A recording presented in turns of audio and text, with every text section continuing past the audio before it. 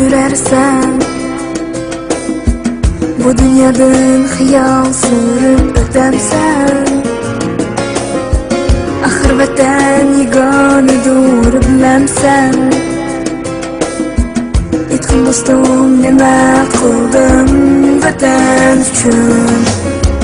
Ey Xudoyo, qo'ydim shuncha jafolarga, har zaratim o'zi kelgan mehmonlarga.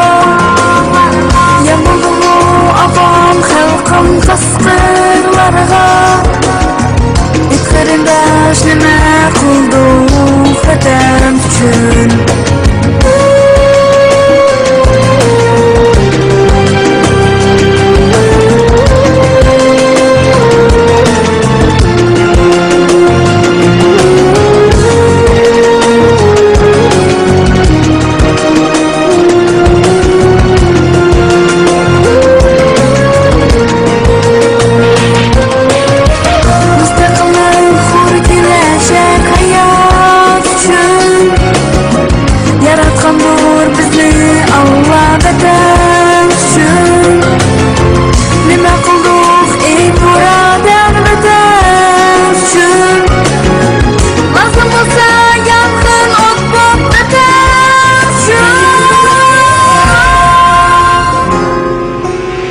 Boshni egib ig'iz ochmay tursak agar, dushmanlarni ichkaridan yamrab kelar. Jahon bilgan Uyg'ur degan noming o'char.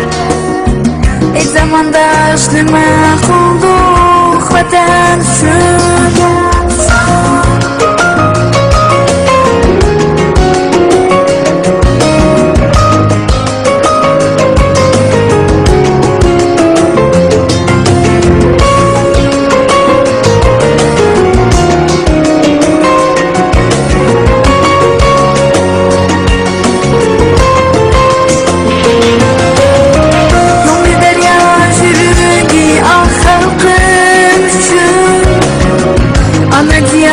Candan aziz yerim üçün, zata verük senin her bir kişim üçün.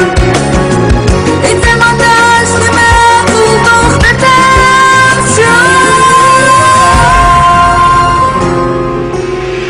Tariqi bor hech kimdan kam bo'lmagansan, quyosh kabi bor jahonga bormagansan.